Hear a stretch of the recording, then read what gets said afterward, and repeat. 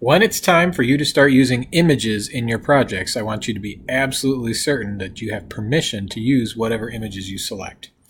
Today, let's learn how to do that, how to find images that you are permitted to use using Bing image search. I'm going to go to bing.com. I'm going to type in well, here we go. We can go to images first. I'm going to type in my search. I'm going to search for the world.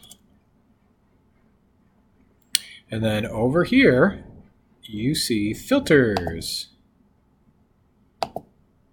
And under those filters, one of the options is license.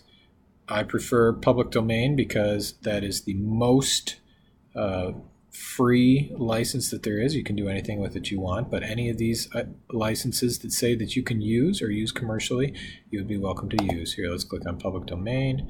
I like this world right here, and that's the one I'm going to download and use. Thank you.